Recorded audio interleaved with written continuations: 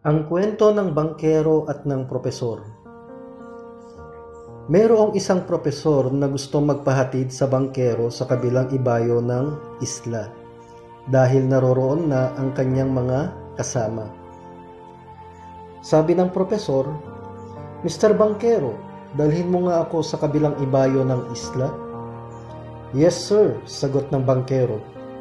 At habang nagsasagwa ng bangkero, nagtanong ang propesor sa kanya. Dahil sa sagot nitong, "Yes sir." "Propesor, Mr. Bangkero, magaling ka ba sa Ingles?" Bangkero, "Naku sir, hindi po, kasi grade 3 lang po ang natapos ko." Propesor, ganun ba?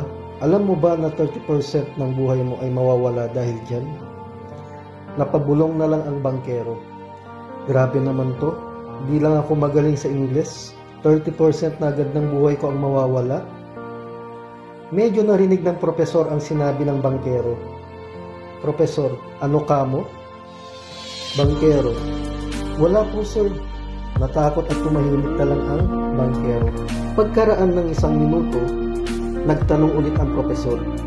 "Propesor, Mr. Bangkero, magaling ka ba sa math?"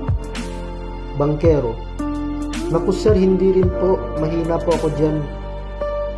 "Ilan na po yun sir?" 60% na ng buhay mo ang mawawala," sagot ng propesor. Bangkero, nagtatanong sa isip, grabe naman, di lang ako magaling o marunong sa Ingles at math. 60% na agad ng buhay ko ang mawawala. Propesor, "Mr. Bangkero, magaling ka ba sa science?" Bangkero, "Naku sir, lalong hindi rin po. Mahina po ako dyan." Propesor, ganun ba? So 30% na ulit ng buhay mo ang mawawala sa'yo." Bangkero, "Tatlong 30% na ang mawawala sa buhay ko sir." "Ilan na lang ang natira sir?" 10% na lang, sagot ng propesor. Napag-isip-isip ng bangkero na baka magtanong muli ang propesor. At isang tanong na lang ay ubos na ang buhay niya. At binilisan niya ang pagsagwan para makarating agad sa kabilang ibayo. At habang sumasagwan ng mabilis sa kalagitnaan ng isla, ay sobrang kabado na siya. Baka magtanong ulit si propesor. At baka ang itanong ulit sa kanya ay subject si school. Sigurado, mauubos na ang buhay niya. Kaya ang ginawa niya ay binilisan pa ng binilisan ang pagsagwan para makarating na agad sa kabilang ibayo ng isla. Sa sobrang bilis niya, tumaob ang bangka. At pagkataob ng bangka, nagsisisigaw ang propesor ng, "Help! Help! Help!" At ang bangkero naman ay pa-floating lang. Tapos nag-backstroke pa habang lumalangoy papalapit sa propesor. Ang bangkero naman ang nagtanong sa propesor. Bangkero, "Propesor, marunong ka bang lumangoy?" Propesor, Hindi, tulungan mo ako. Baka malunod ako." Bangkero, "Propesor, gamitin mo ang Ingles, math at science para maligtas ka.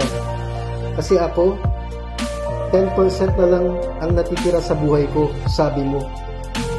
Kung hindi, mawawala ang 100% ng buhay mo." Napaisip ka ba sa kwento? Anong point ng kwento, kaibigan? Minsan, kailangan mong mag-humble down. Dahil, baka ang kausap mo ay may alam na hindi mo alam. Ipakita mo na makakatulong ka sa kanya at hindi magmamataas. So again, kung respect po kung ano ang alam nyo, ay respect kung ano ang profession mo. Pero hindi sa lahat ng pagkakataon, magagamit mo ang profession mo. Bawat tao'y may kanya-kanyang talentong ipinagkaloob ng Diyos. Gamitin mo ito sa kaluwalhatian ng pangalan niya, sa pamamagitan ng pagtulong at pag-abot sa iyong kapwa. Salamat sa pagtsatsaga mong tapusin ang kwento na ito. At dahil dyan, kaibigan, paki-like, share, comment, and subscribe mo na din para mas madami pa ang matuto. Shout out sa mga ka-amazing Juliet Duque, Juliana Martin TV, Maya's Vlog, Ninya May Igot, Joy Platin Antonio, Ryan Ogaya Vlog, Gemma Faith Owamilda, Jan Paulo Alag, Jana Ripagdayuman, Sir Neps, PJ Worship TV, Cleo F.S. Guerra Vlog, Jude and Razel Vlog, MM143 Vlog. Once again, this is RJ Avila, Team Elite founder of Ideal Premier. Amazing day, stay safe, and God bless.